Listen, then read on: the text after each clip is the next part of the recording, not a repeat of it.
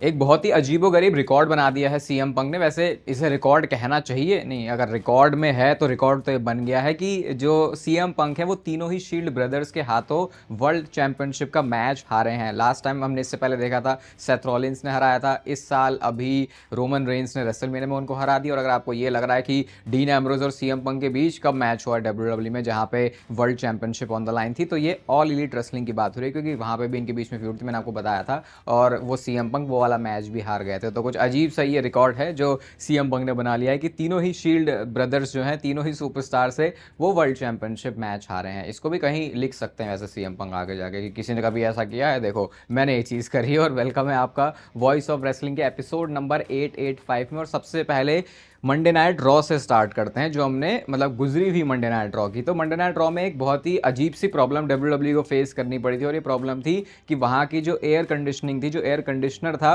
उसने चलना बंद कर दिया था। मतलब वहाँ पे कुछ फायर लगने जैसी सिचुएशन हुई, उसकी वजह से गर्मी हुई वहाँ पे, फिर डोर्स ओपन हुए, तो कुछ तो वहाँ पे जो वेंटिलेशन है वो पूरा गड़बड़ सा हो गया। और इसी वजह से वो लास्ट में जो मंडे नाइट रॉ में हमने देखा था कि रोमन रेंस अपने 3 मिनट में ही पूरे पसीने पसीने में हो गए। तो उसका रीज़न यही था कि वहाँ पे ऑलरेडी रोमन रेंस छोड़ो, जो सारे लोग क्राउड में बैठे हैं वो भी ऐसे ही गर्मी में बैठे हुए थे। आपको शायद पता होगा जो ऐसे क्लोज्ड एनवायरनमेंट होते हैं वो बहुत ज़्यादा जो उसका टेम्परेचर है वो अपने हिसाब से सेट करके रखते हैं, चाहे उसे गर्म करना हो चाहे उसे ठंडा करना हो। लेकिन ये पूरी प्रॉब्लम आ गई थी मंडे नाइट रॉ में। इसी वजह से रोमन रेंस बहुत ही गंदे तरीके से स्वेट कर रहे थे कि जैसे बंदे ने पूरा एक रेसलिंग मैच ही कर लिया। लेकिन वो अच्छा लगा देख के, क्यों? क्योंकि जेकब फाटू ने अपनी ग्रिप में फंसा लिया था रोमन रेंस को। तो फिर वो देख के ऐसा लग रहा था कि इतना खतरनाक चोक किया गया है रोमन रेंस को कि बंदा पूरा पसीना पसीना ही हो गया। कल वाली वीडियो में मैंने आपको बताया था कि ट्रिपल एच ने जो है डब्ल्यूडब्ल्यू के साथ डब्ल्यूडब्ल्यू ने ट्रिपल एच को कॉन्ट्रैक्ट में ले लिया है आने वाले कुछ और टाइम के लिए। लेकिन आपको ये भी याद होगा, मैंने आपको चैनल पे ये बताया था कि एक पॉइंट पे ऐसी डिस्कशन भी थी कि ट्रिपल एच को शायद कंपनी से निकाला जा सकता है। और इसके बारे में कुछ डिटेल्स पता चली हैं। डिटेल्स ये हैं कि रेसलमेनिया से पहले डब्ल्यूडब्ल्यू का माहौल बहुत ज़्यादा गर्म था। जैसा आपको पता है डब्ल्यूडब्ल्यू टीकेओ ने बाहर से सुपरस्टार्स को इन्वॉल्व किया था, क्योंकि उनको पता चल रहा था भैया ये जो स्टोरी लाइन है वो इतनी अच्छी तो नहीं हो रही। तो ये जो हायर अप्स हैं उनकी तरफ से ऐसे देखा जा रहा था ट्रिपल एच को कि यार अगर सब कुछ ये बंदा सही करना जानता है तो हम इस सिचुएशन में आ कैसे गए हैं। लेकिन उसके बाद जो भी है मामला कुछ तो सॉर्ट हुआ, और फिर टीकेओ ने डिसाइड किया कि नहीं भैया ये जो भी बंदा है इसको हमें अपनी कंपनी में रखना चाहिए। तो लिटरली ऐसा हो सकता था कि ट्रिपल एच को निकाला जाए कंपनी से। अगर देखो आगे जाके कुछ और ऐसा फंबल होता है तो इसमें कोई बहुत हैराने वाली बात नहीं, क्योंकि जैसे मैंने कल बताया था आपको, सुपरस्टार्स को उनके कॉन्ट्रैक्ट से रिलीज़ किया जा सकता है तो क्रिएटिव हेड को भी रिलीज़ किया जा सकता है। और अभी जब इतनी सारी चीज़ें हुई ना, डब्ल्यूडब्ल्यू का मामला इतना ख़राब चला, तो इस वजह से वो वाली डिस्कशन फिर से उठने लगे कि क्या डब्ल्यूडब्ल्यू को अपना ऑफ सीज़न लेना चाहिए, जैसे हम बाकी और स्पोर्ट में भी देखते हैं कि ऐसा तो कोई नहीं है कि जो पूरे साल भर ही चल रहा हो, कुछ ना कुछ ब्रेक्स आते हैं। तो एक ऐसा ब्रेक क्या डब्ल्यूडब्ल्यू को इस समय कंसिडर करना चाहिए? जैसे वो कौन सा बढ़िया टाइम हो सकता है, नवंबर और दिसंबर का महीना, ये वो टाइम है जब डब्ल्यूडब्ल्यू ब्रेक ले सकती है। तो आप वैसे इस चीज़ के फेवर में होगे कि हाँ 1 महीना या 2 महीना डब्ल्यूडब्ल्यू को पूरा अपने शोज से ब्रेक ले लेना चाहिए, कि ना रॉ होगी, ना स्मैकडाउन होगी, ना एनएक्सटी होगी, और उसके बाद नए तरीके से शुरू करेंगे। और शायद वो एक बेटर आइडिया भी हो सकता है, क्योंकि फिर रॉयल रंबल शुरू होगी, फिर रोड टू रेसलमेनिया है। तो क्या डब्ल्यूडब्ल्यू को ये करना चाहिए? आज तक तो वैसे हुआ नहीं है, और शायद अब पैसे ज़्यादा कमाने हैं तो अब तो वैसे भी नहीं होगा। एक वीडियो और रिलीज हुई है डब्ल्यूडब्ल्यू की तरफ से, जहाँ पे ट्रिपल एच रेसलमेनिया की जो भी एंट्रेंसेज हैं उसको बना रहे हैं, उसको डायरेक्ट कर रहे हैं कि ये कैसे होनी चाहिए, वो कैसे होनी चाहिए। और वहाँ पे एक मूवमेंट भी आता है और सीएम पंक और ट्रिपल एच का, जो कि इस वीडियो से बहुत ज़्यादा वायरल हो रहा है। और यहाँ पे thank you for the house करके बोलते हैं ट्रिपल एच। अगर आपको नहीं पता तो रेसलिंग में इस टर्म को बोला जाता है कि थैंक्स फॉर द हाउस का मतलब कि आपकी वजह से लोगों ने टिकट्स खरीदी और वो आज शो देखने आएंगे। तो थैंक्स फॉर द हाउस या तो शो से पहले बोल देते हैं, शो के बाद बोल देते हैं। और यहाँ पे सीएम पंक भी अपना भाईचारा ऑन टॉप करके ट्रिपल एच को बोलते हैं कि नहीं भैया ये तो हम सबका ही एफर्ट है। और उसके बाद ये दोनों जो है वो गले मिल रहे हैं। लोग यही कह रहे हैं कि आज से कुछ साल पहले तो सपने भी नहीं आते प्रोफेशनल रेसलिंग फैंस को कि ट्रिपल एच और सीएम पंक की रिलेशनशिप ऐसी हो सकती है, लेकिन अब वो ऐसी है और अब वो ऐसी हो चुकी है। मैकमैन फैमिली का डायनेमिक क्या है, इस बारे में फैंस हमेशा ही सोचते रहते हैं कि यार ट्रिपल एच की और स्टेफनी मैकमैन, चलो ये तो पति पत्नी है, क्या स्टेफनी मैकमैन की शेन मैकमैन से बनती है, और शेन मैकमैन की क्या विंस मैकमैन से बनती बनती है, विंस मैकमैन की स्टेफनी मैकमैन के साथ बनती है और इनका सबका है कैसा मामला। तो शायद अभी तो आप शेन मैकमैन और विंस मैकमैन के बारे में कुछ पॉजिटिव सोच सकते हो, क्योंकि मेडिसन स्क्वायर गार्डन में कोई एक गेम शो देखने गए थे, कुछ तो वहाँ पे स्पोर्ट चल रहा था, अपने बेटे के साथ होते हैं वहाँ पे शेन मैकमैन। और यहाँ पे आप फोटो में देख सकते हो जो ट्रिब्यूट दिया गया है मेडिसन स्क्वायर गार्डन में विंस मैकमैन को, उसके साथ फोटो क्लिक करी है शेन मैकमैन ने, और इस फोटो में ऑब्वियसली वो अपने बेटे के साथ में है। तो ये तो थोड़ा सा जो बॉन्ड है उसको अच्छा ही दिखाता है। आपको याद होगा बहुत टाइम पहले मैंने आपको बताया था कि शेन मैकमैन AEW में भी आ सकते हैं, उनकी मीटिंग भी हुई थी, शायद मैं आपको बताना है भूल गया था, लेकिन टोनी खान एक्चुअल में इनकी बात चल रही थी,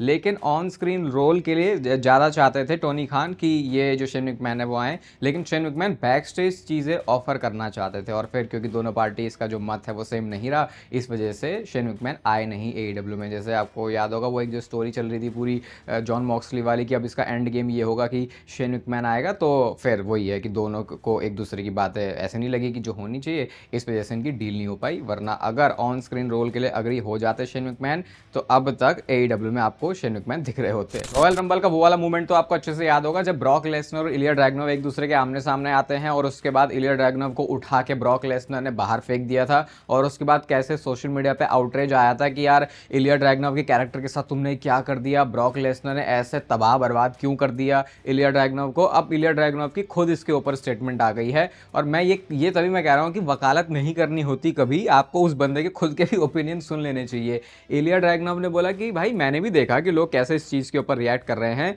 और वो ये कहते हैं कि मेरे को ब्रॉक लेसनर के साथ रिंग शेयर करने का मौका मिला, यही ही बड़ी बात है मेरे लिए कि मैं अपना जो बेस्ट है वो वहाँ पे दे पाया। मैं तो वो मतलब खुद इलिया ड्रैगनोव उस बात से एग्री नहीं करते, उनके उन फैंस के साथ नहीं, जो कि उनको लग रहा है कि उनके सपोर्ट में बात कर रहे हैं। और इलिया ड्रैगनोव ने ये भी बताया कि उनको कोई आइडिया नहीं था कि उनके चॉप्स के ऊपर ब्रॉक लेसनर ऐसे रिएक्ट करने वाले हैं, और उनको अच्छा भी लगा है देखे कि कितना उनके लिए भी ये ऑर्गेनिक था, एक ऐसा मूवमेंट उनको ब्रॉक लेसनर के साथ शेयर करने का मौका मिला है। ये वाली जो स्टेटमेंट है वो स्पेशली इलिया ड्रैगनोव के फैंस को अपने फोन के वॉलपेपर में लगा लेनी चाहिए, ताकि जब भी आप अगली बार वकालत करने निकलो तो पहले खुद भी समझ लो कि अपने नजरिए से नहीं, वो जिसके साथ हो रहा है एक बार उसका भी नजरिया सुन लेना चाहिए या उसे भी समझ लेना चाहिए। या फिर हर बार आपको अगर आपका फेवरेट सुपरस्टार आपके फेवरेट सिनेरियो में नहीं दिख रहा तो ज़रूरी नहीं कि दुनिया ख़त्म हो रही है वहाँ पे। इस बारे में आपका ओपिनियन सुनने में मुझे बड़ा मज़ा आएगा। तो मेल्जर जिचा ने ना डैन हाउजन के बारे में कुछ कमेंट किया। वो ये कहते हैं कि देखो डैन हाउजन को WWE दिखा रही है, डैन हाउजन बहुत अच्छा काम करके दे रहा है, WWE को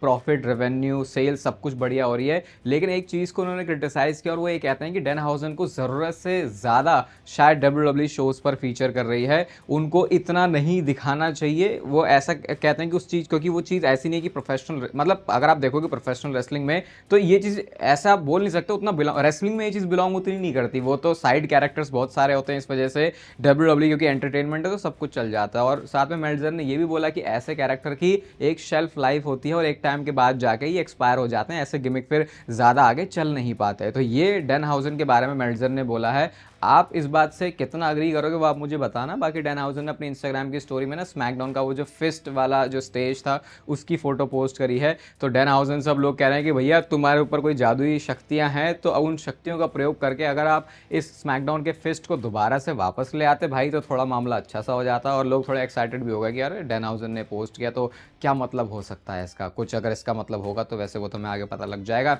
लेकिन अगर शक्तियां हैं डैन हाउजन के पास सही में जो कि हम केफेब में रह के मानेंगे तो भाई फिर वो बंदा तो कुछ भी कर सकता है। एजे ली ने WWE से रिटायरमेंट ले लिया है। तो देखो एजे ली और बेकी लिंच का मैच हुआ था रेसलमेनिया में और वहां पे उन्होंने टाइटल ड्रॉप कर दिया, और समझ में अब ये भी आ गया कि टाइटल उन्होंने इसीलिए ही पहले जीत लिया था बेकी लिंच से ताकि वो उसे ड्रॉप कर सके रेसलमेनिया में। और उसके बाद इंस्टाग्राम पर उन्होंने बहुत सारी अपनी फोटोज पोस्ट करी हैं इस पूरे WWE के रन की, और यहाँ पे बेकी लिंच के साथ भी उन्होंने फोटो पोस्ट करी है। और ना सिर्फ फोटो पोस्ट करी है बेकी लिंच के साथ, उन्होंने यहाँ पे बेकी लिंच की तारीफें भी करी हैं कि यार कितनी अच्छी है, बहुत सेफ रही मैं इसके साथ, कैसे बहुत कुछ सीखा, मतलब थोड़ी तारीफें भी कर, थोड़ी नहीं बहुत ज़्यादा उन्होंने तारीफें कर दी। और ये अचानक से मतलब अभी वो आपकी फ्यूड चल रही थी बेकी लिंच के साथ, वो खत्म हो गई है, तो एकदम ही पूरा चेंज आ गया एजे ली में, जो कि ये बताता है कि ये सिर्फ उनका फिलहाल का ऐसा नहीं है कि रन खत्म हुआ है, शायद उन्होंने WWE को ही बाय बाय कह दिया है, या एटलीस्ट बहुत सालों के लिए तो बाय बाय कह दिया। तो लोग यहाँ पे फिर वही सवाल उठा रहे हैं कि अगर ऐसा ही मतलब ऐसे आपको रन देना था तो इतने शॉर्ट रन के लिए फिर आप आए भी क्यों, तो वही है लोग अब क्वेश्चन कर रहे हैं यहाँ पे। लेकिन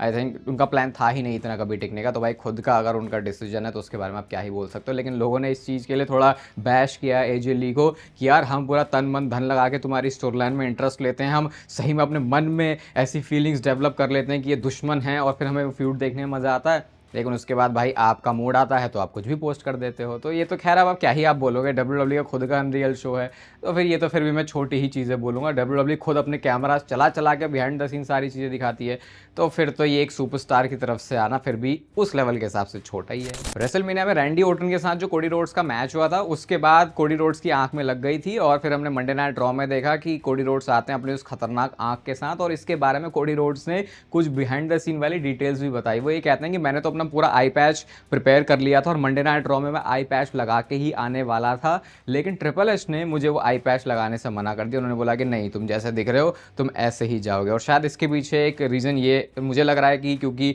वो ज़्यादा खतरनाक लगता, आई पैच लग जाता तो सब कुछ ही छुप जाता, तो वो जो थोड़ा कोडी रोड्स के कैरेक्टर के साथ फैंस रिलेट करते हैं ना कि भाई ये बंदा किसी भी लिमिट तक जा सकता है और उसके बाद भी ये शो अप करता है शोज़ पर, तो वो वाली जो उनकी थोड़ी इमेज है वो शायद नहीं बनती। और आई थिंक उनका ये सही डिसीजन भी था। और ये भी बोला कोडी रोड्स ने कि अनरियल का जो एपिसोड आने वाला है अगला, मे बी उसमें कैमराज ने ये चीज़ कैप्चर करी है, तो शायद उसमें आपको ये देखने को मिल सकती है। तो ये तो अनरियल से पहले का भी अनरियल का भी अनरियल बता दिया कोडी रोड्स ने कि क्या प्लान था और कैसे वो प्लान जो है ट्रिपल एच ने मना कर दिया। और आई थिंक सही किया उन्होंने, वो पैच नहीं लगा के आए तो उस वजह से हमें और अच्छे से दिखा कि कोडी रोड्स भाई है तो कुछ खतरनाक चीज़। वो जो मैंने बोला भी था अलग ही लेवल का बंदा है, वैसी वाली इमेज बन गई कोडी रोड्स की, ये जो वो आई पैच नहीं पहन के आए उस वजह से। जब से रोमन रेंस ने वर्ल्ड हेवीवेट चैंपियनशिप जीती है उसके बाद से एक के बाद एक बहुत सारे नाम हमें सुनने को मिले हैं जो अपोनेंट हो सकते हैं रोमन रेंस के इस वर्ल्ड हेवीवेट चैंपियनशिप के रेन में। और अब इसमें लिस्ट में अगला नाम जुड़ चुका है और भाई ये तो बहुत मस्त फ्यूड होगी, भले ही लोग इसे बहुत हाईली रेट ना करें, एक बहुत ही मेगा मैच की तरह ना देखें रोमन रेंस के लिए, लेकिन रिपोर्ट ये है कि इस पूरे टाइटल रेन में एक अपोनेंट रोमन रेंस का ब्रॉन्सन रीड भी होने वाला है। सबसे पहले तो मैं आपको ये ट्वीट दिखाता हूँ। तो ये रोमन रेंस के जूते जो उन्होंने मंडे नाइट ड्रॉ में पहन के आए थे, उस पर जो है हाउस ऑफ हीट ने ट्वीट किया और उस पर कोट करते हुए रिप्लाई किया ब्रॉन्सन रीड ने। कुछ नहीं है रिप्लाई में, बस अपना स्वैग दिखा रहा है ब्रॉन्सन रीड, और क्योंकि जूता चुराई की जो रस्में हैं बहुत सारी वो करी है ब्रॉन्सन रीड ने रोमन रेंस के साथ, तो ये उन्होंने ट्वीट भी किया। और इसके साथ साथ ये साथ में आई रिपोर्ट की Bronson read versus Roman Reigns का मैच डब्ल्यूडब्ल्यूई प्लान कर रही है रोमन रेंस के इस चैंपियनशिप रेन में। और ये किस वजह से बहुत ज़्यादा इंटरेस्टिंग होगा, इस वजह से क्योंकि रोमन रेंस को पिन किया है ब्रॉन्सन रीड ने। अगर आपके दिमाग से बात उड़ गई है तो रोमन रेंस को भाई मतलब स्टोरी तो यहाँ पे अपने आप ही बन गई कि रोमन रेंस बोलेंगे तूने मुझे पिन किया था ना, वो रोमन रेंस अलग था, ये रोमन रेंस के पास अब गोल्ड है और अब ये गॉड मोड में जा चुका है। और फिर आप सोचो साथ में फिर पॉल हेमन भी कहीं ना कहीं घूमता घूमता भटकता आएगा ही साथ में, तो फिर आई थिंक ये स्टोरी और इंटरेस्टिंग बना सकते हैं। मे बी फिर यहाँ से डब्ल्यूडब्ल्यूई पूरी वो जो विजन के अगेंस्ट जाने वाली डायरेक्शन है उसमें भी जा सकती है, अगर स्टिल ये Bronson read, Bron Breakker, Austin theory, Logan Paul और पॉल हेमन इनका अभी भी ग्रुप एग्जिस्ट करता है विजन वाला, क्योंकि विजन तो ये होती है मंडे नाइट रॉ में लेकिन ये पूरी डिवीजन में रहती है, पता ही नहीं चलता ये सब साथ में है भी कि नहीं। एक और नया दिन और ब्रॉक लेसनर के लास्ट मैच के बारे में, उनके रिटायरमेंट से वापस आने के बारे में हमको और भी कुछ पता चला है। तो ये बात रेसल वोट्स की तरफ से आई है, जो कि आप बोल सकते हो कि इस नीश के अंदर ये डर्ट शीट्स में सबसे ज़्यादा रिलायबल सोर्सेज में से एक है। तो उन्होंने ये बोला है कि ब्रॉक लेसनर के सिर्फ 2 ही टेलीवाइज्ड मैचेस हुए हैं उनके होम टाउन से, इस बार जो समर स्लैम उनके होम टाउन में होने वाली है। और उसमें भी उन्होंने बोला कि जो लास्ट मैच हुआ था ब्रॉक लेसनर को उनकी स्टेट में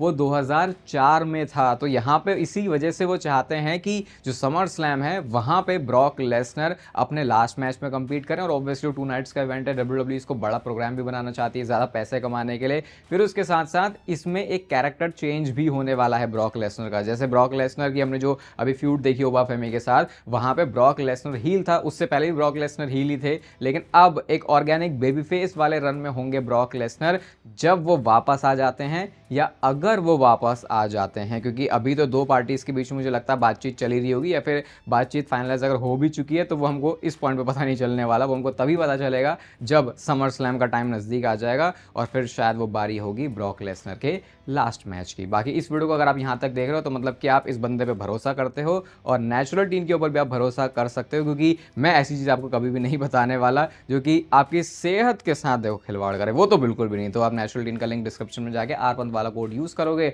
तो आपको प्यारा सा डिस्काउंट मिल जाएगा। इस चैनल को सब्सक्राइब कर दो ऐसे डेली WWE प्रोफेशनल रेसलिंग से रिलेटेड कंटेंट के लिए। बाकी तब तक फिर लेते रहो जिंदगी के मजे।